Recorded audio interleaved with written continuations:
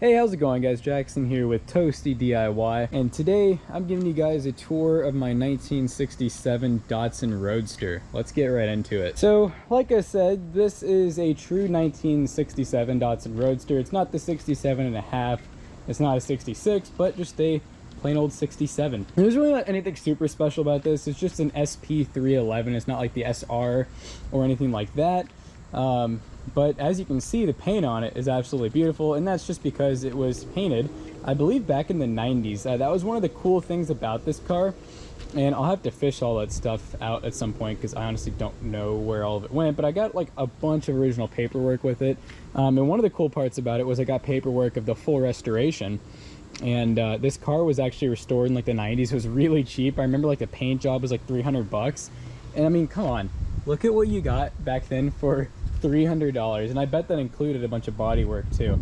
And this is, I would almost say, dirty right now too. Like, it's obviously very shiny, but there's a lot of spots and stuff, and it's actually covered in sawdust and stuff just because it's been chilling in the garage. I don't even know if you can really see it, but long story short, it gets even cleaner than this, and I've actually never washed it. I've owned this for I think 3 or 4 years now, and the whole time I've had it, I usually just hand wax it, if anything, just with like some, you know, cheap spray on wax. So it's never even been actually like buffed and polished while it's been in my ownership. And when I bought this car, it was actually under a tarp and a car cover outside, where it had sat not running for years. I have no clue how long. I just know that the guy who owned it bought it from his brother, and he owned the car since it was new. So basically I'm the third owner.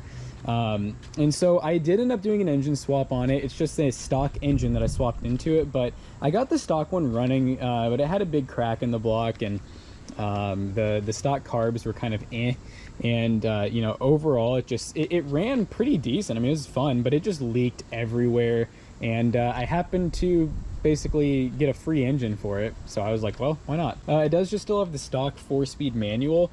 It did come with a lot of the, oh gosh, Prince Racing stuff. I was trying to remember the name. Like, I have a Prince Racing key or two, the Prince Racing shift knob. There's a couple other random things that I can't quite remember that are Prince, but you know, it does have a newer dash that I think was also done in the 90s. It has all of the original switches, all of the instrument gauges, and all of the switches work, even like the blower motor for the heater.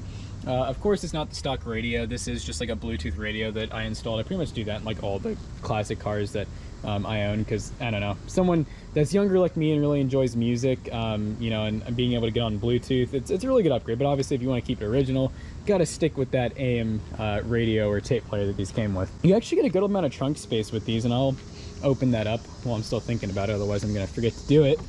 But yeah, you get a good amount of trunk space. I think this is what the one Prince key does. So as you can see, you get a pretty decent amount of space in here, and the trunk's pretty solid in this. It looks like there's a couple of small holes and dings and stuff, but overall, I mean, it's actually really clean. It's cleaner than I remember, honestly. I don't really open the trunk very often, but I got a big subwoofer back there. It's like one of those home theater ones. Hey, it works great though, for just adding a little extra bass, because this thing has 2 tiny little speakers in it. They're under the dash too, so they're like in like the worst spot. Like, you can't really use them very well, but paired with that subwoofer, it's actually pretty impressively loud. I mean, it's not too bad. Now we do have some, I think these are 14s. They're either 14 or 15. So we have 15-inch rims. They're 195 50 15s. These are Rotas. I don't know the exact model of these. I mean, I know they're like relatively cheap. They're really not super expensive rims. I think they're maybe like $400 or $500 for the set, if I remember correctly.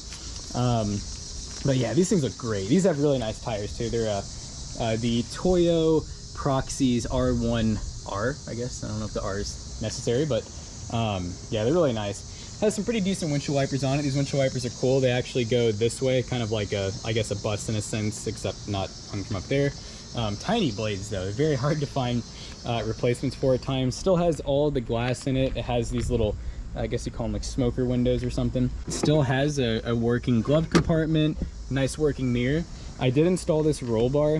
That was kind of just more of like a aesthetically pleasing. It really doesn't do much in the event of a rollover. I mean, who knows, it might stay in, it might not.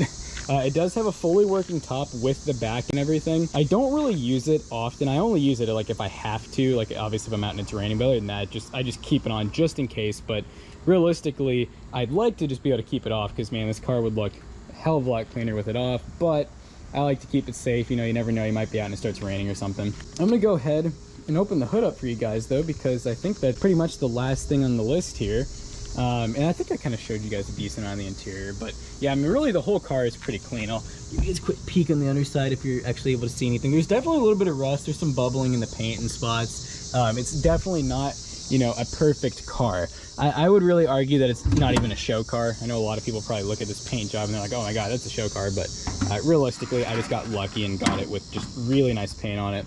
But here's the engine. This is the R16 engine. I think this one's out of like a later 1967, and I think it has a earlier intake because I think it's a non-smug intake. I'm pretty sure. I'm not 100% positive though. It has just stock valve cover, like I said, stock carbs. The only thing I've done with the carbs is I did add these little 4-inch velocity stacks. I think they're like 4 or 5 inch. They're aluminum. They're actually, to my knowledge, designed for these cars, but who knows, they could just be totally generic. And then I have this little heat shield right there. That really isn't even a heat shield. It's actually a part of an airbox that I got with this car, and then I ended up, the airbox didn't fit because I think it was for like a 67.5 or older where they have more clearance here. So I was, you know what, this would be kind of cool. It'll help, you know, get some more of the heat away because it has the heat shield on the exhaust, but I figured, hey, you know, the more cold air we can get in, the better. I do have an electric fan. That's actually what I'm running on my 280Z as well, which, by the way, if you want to see a video on the 280Z, that is an awesome car, and I have plenty on Toasty DIY, so check those out in the suggested. It does just have the single master cylinder for the brakes, single clutch cylinder, which, you know, pretty obvious, but I think it's the stock radiator. Yeah, stock radiator, stock overflow, which I need to actually check that, make sure that has fluid in it. It, you know, has like just a newer fuel filter, which I think these came with like a glass fuel filter from the factory, but you know, it's been swapped out at some point, and so I didn't feel like bothering getting another glass one. It does have an electronic distributor. I don't remember a ton about it, honestly. I do remember it stopped working at some point, and I had to get like a new magnetic pickup and Hall effect sensor for it, and I really don't remember much about that. I do remember having problems at one point with the car not charging well, and it ended up being that voltage regulator over there. I think that's, if I'm remembering right. If I'm being honest, I've not worked on this car in forever. Like ever since I did the engine swap and everything, I've kind of just been lazy with it. There's a lot of things I really need to do, but you know, it's one of those things where once you get the car running well, you're just like, man, I just want to drive it. And that's kind of how this car is. I just really enjoy driving it and don't enjoy working on it a ton. So, you know, I've tried to not have to work on it. But yeah, when I got this car, I was working on it like every single day. I think that is a new alternator too, or newer alternator. And yeah, based on this tape, I'm guessing I've redone this wiring harness, or I did something with it. I don't know, because I see some new tape on there, but I remember having issues with it charging. As you can see though, 1967 SPL 311. So like I said, this isn't really like one of the, you know, very special ones. It is one of the low windshield 67s, which I think they all were until 68. But you know, so these are the more desirable one. Like most people don't want like this 70, 69, 68. They want the 67.5 is like one of the most desirable because it was a half year, they barely made any. It had like all the things that people liked about the 68s and stuff, but and like upgrades, but it still had the low windshield and everything. So a lot of people really like the 67.5s. I actually had one. There might actually be a video somewhere of that one. I'll have to look for it. But that was a really cool car. I honestly regret selling it. It had a hard top. It had Brembo brakes on it, which actually, I stole those. Or Willwood brakes, and I stole those for this. They're tiny though, like the smallest calibers I've ever seen in my life. But yeah, I mean, overall though, I really do love this car. This is like, you know, one that I just want to absolutely keep forever if I can, just because it's just such a cool car. And it has such a cool story to it. I mean, I guess most classic cars, you know, have a cool story with someone, but you know, this one's my cool story. And you know, I've just done a ton of work to it. Haven't even had to touch the body though, which is my favorite part. I pretty much, like I said, body wise, just got it mostly like this. There's a couple small cosmetic things I've done, but really I don't know, this car just got really lucky and it has a really good, I think it's a lacquer paint job, so no clear coat or anything, so that definitely helps a lot. So how about we go ahead and take this thing for a test drive, and there probably won't be a lot of talking because I'm just going to be mainly driving, but we'll have fun.